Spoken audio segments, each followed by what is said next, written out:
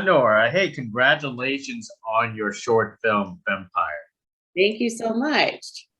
Thank you More for having importantly, it's being showcased. It was showcased at the Austin Film Festival this year. How does it feel?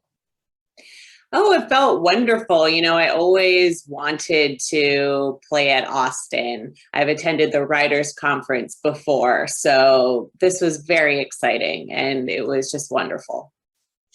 Great, great, great. Now, I want to remark that your short film is terrific because you totally went with the theme of future is female. So, Yeah. Thank you.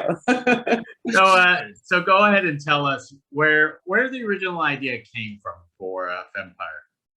Well, it's set in a near future where women now rule the world. And I mean, I feel like all my life I wondered what that would be like, right?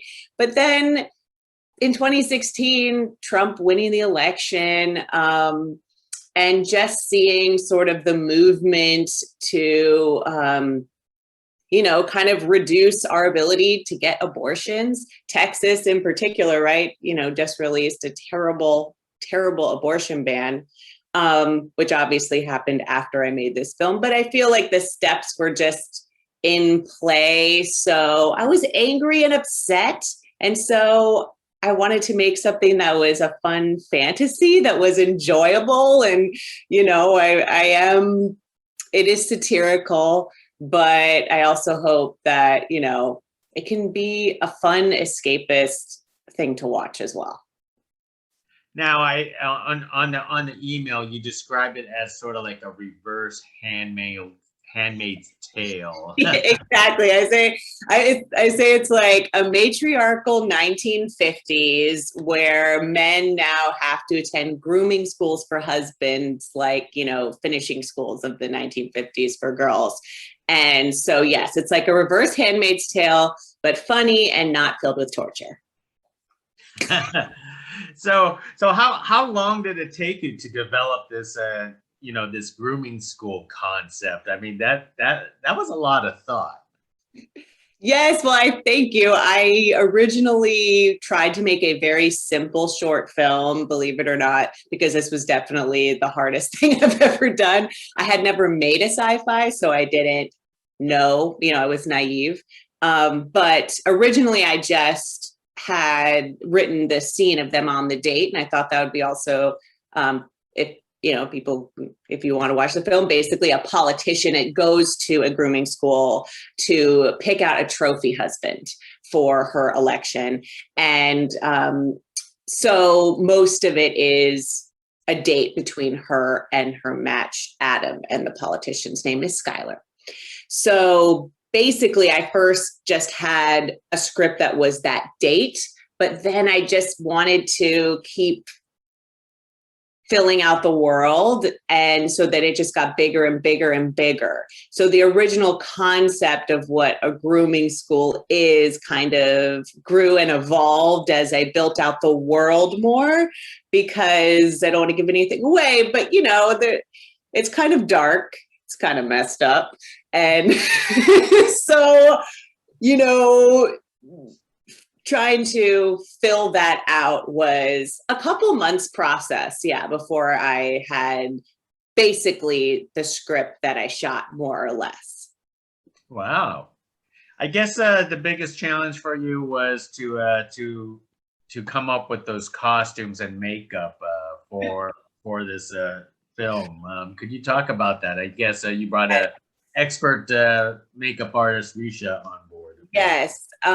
So I was very fortunate to get to work with Risha Rocks, who was a hair and makeup extraordinaire and also a visual artist and body art artist as well. And my first AD had worked with her before, and she had been the head hair and makeup for Random Acts of Flyness on HBO, just amazing. And so I reached out to her thinking you probably are busy or don't want to do this or whatever, bigger things, but she was available. And the project interested in her. So she was like, sure, this is a short shoot. And she just really blew out, all of my ideas to the extreme. But basically I wanted men to be in more traditional women's makeup, beauty makeup, enhancing the features, the eyes, the cheeks, and that women are in more avant-garde makeup. So the stuff on their face is like art, which is kind of what Gen Z is now just doing regularly. So I'm like, you guys are way ahead of the game. But, having like a metallic streak here, or like, just kind of lines painted on your face in different ways. And it's just art. So she just took that and just ran with it and created such beautiful makeup. And with the men as well, for the grooming school, she was like, this is that for the color palette, I really wanted the grooming school to be in pastels, and men to be in more pastels, and women to be in bold gem tones. And she was like, well, what if we had pastel hair for the boys? And I was like, how could you even do that? She's like, we have like pastel hairspray, it's temporary, and you can like spray on it. So that was amazing. So all the men have like turquoise, pink, lavender, magenta hair. And I love that so much. And I do want to also shout out my costume designer, Chloe Crosby, who is absolutely, she's a genius and as well. And so I was bringing her ideas, but then, someone who is actually an artist takes your ideas and makes it 1,000 times better. So, we kind of created a little bit of like, kind of like a cool soldier vibe. I don't know. We have like these shoulder things on them and bits of leather, but they're still sleek and kind of funky, but powerful. Yeah, I think and with women, she also brought out what Risha was doing, which was like metallics and golds and things like that. That seems a lot of work for a short film. I can imagine how much prep time just to every on your daily shoots just to get everyone set up, because we're not just talking about two people. You're talking about like everybody, like all the extras and everything like that too. Yes. Well, also what was cool about costumes is that we got a lot of stuff just on Zara or other places, and then Chloe would like adjust it. And I'm blanking on what you call these shoulder things that were added. And for the boys, I got them all these pink rompers off of Amazon, which was great. Thank you, Amazon. But yes, this is the first time I worked with extras, and a lot of those people who are in the grooming school, in the commercial, and also, as extras, most of them are my friends as a favor, which is really wonderful. And they were really supportive. But otherwise, if they were all strangers, I think I would have felt very overwhelmed, because it is a lot of people to have on set.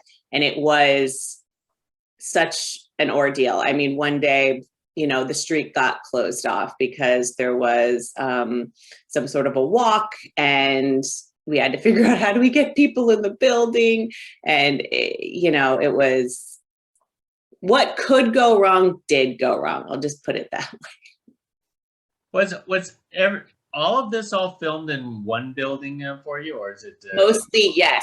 So everything except for one scene, which is the opening scene, is in her office, but it's basically like an enormous warehouse. Because I kind of like the idea that like women just take up so much space that like her office is like a floor. But everything else was shot at Los Angeles Theater Center in downtown LA. So the grooming school is their beautiful lobby, which used to be a bank, I believe. So it's just gorgeous. And then the date takes place in one of their theaters. And there's a little scene with them walking down a tunnel that's also in the LA Theater Center. I think the tunnel was used like for the bank, like as a vault or something. So we just try to take advantage of everything. And they were quite generous and really, really wonderful. And I'm so grateful, because without them, it just wouldn't look as great as, as it does. I'm very, very grateful. It was the coolest location ever, to be honest. That is pretty cool. I'm curious, how long did this production take? We shot it in 3 days. Oh, wow. Yeah. That is fairly quick. I thought it would be like a long time because I only done like 2-day shoots before. So it's like, oh, 3 days, like we totally got this. But you don't take into account, it's just everything takes longer when you have more people. Everything takes longer when you have a more elaborate production design. Just it's like actors are also sort of like, I'm an actor too, but wrangling cats sort of, it's like, and the Los Angeles Center is very big. So, somebody would be in the lobby and then 2 floors up or where we were able to get, put people to makeup, but like, that's almost a lifetime away of getting people from one place to another. So we definitely needed the 3 days. And honestly, we almost didn't finish shooting it. I cut 2 pages of the script on the last day. Oh, wow. Yeah. Which was needed. I mean, they were mostly jokes, to be honest. So I just cut out anything that didn't move the plot forward, which is probably a good lesson as a writer anyway. So for the sci-fi element you added in the in post, the visuals and all this kind of stuff, was that fairly difficult for you? Because especially it is very ambitious for a short film to be doing this stuff. Yeah. See, again, I just kind of dove in here. So my editor, Rylan Rafferty, is extraordinary, and she actually did the projections in the first scene herself. She just taught herself how to do it. Rylan is literally a star editor and director, and everybody should check out her work and beg to work with her. And then also I had, first time I worked with a visual effects artist, Kue Du, who he was able to put the commercial on the TV. So that was a big thing because those were some tracking shots. And so basically we do a commercial and then we cut to the commercial on a TV that someone's watching. And my idea was that in this future where women rule the world, women are recycling old objects, but so a lot of things might be retro, but used in a new way or whatever. So he's actually watching what would be an old TV, but now it's a new TV. So also determining what does the screen look like? What's the reflection of light? How does the channels change? So those are all little decisions I wouldn't have thought about that Kue was able to, pitch things on and had great ideas, and, it looked fantastic. So I was very, very grateful.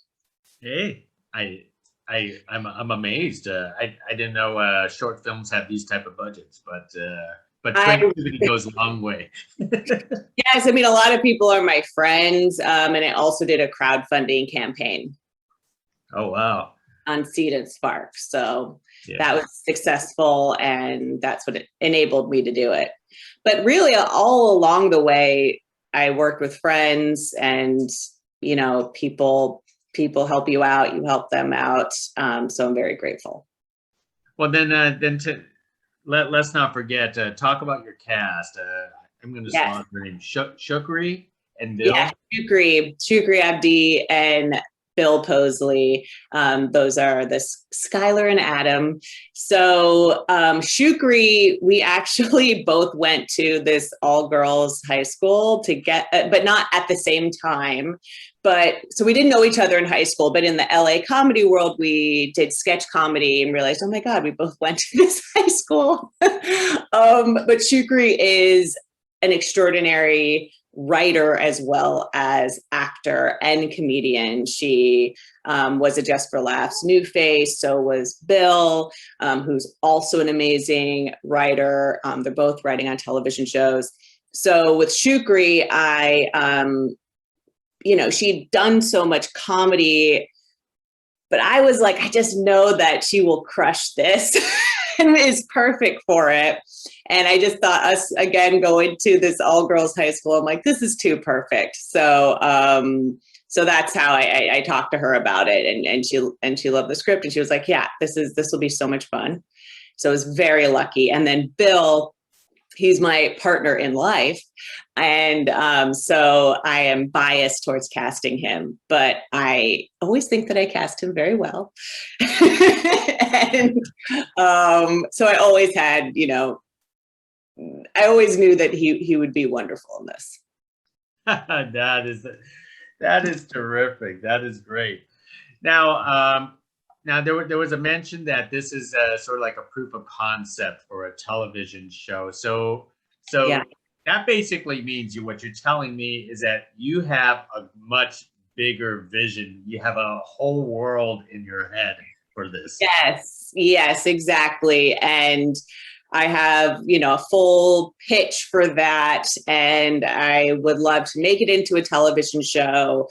I kind of see it as, like a little bit like The Americans, but I don't want to give people who haven't seen the film, I don't want to give anything away. But, it also has a bit of the Ryan Murphy, a little bit of camp and fun to it as well.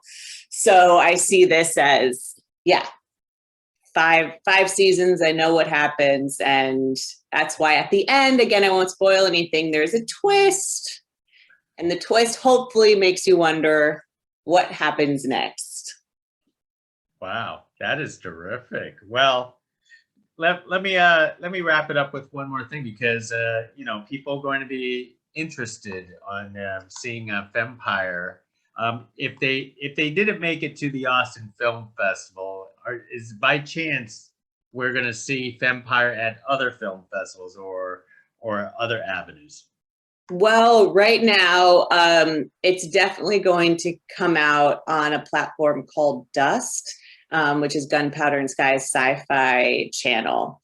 And so that's going to be released next March during Women's History Month. So they will definitely be available publicly then. It kind of did its festival run. So there is going to be a virtual festival for St. Louis International Film Festival, but not in person. But it'll be virtual there next month. Terrific. Well, hey, Honora, hey, thank you very much for speaking to us about your short film Fempire. Hopefully, it generates a lot of interest, and people will want to see a television show for this, because it's a very funny and reverse role. I hope so too. Thank you so much for having me. Hey, not a problem. Hopefully we get to do this again. Thank you very much. Bye. Bye.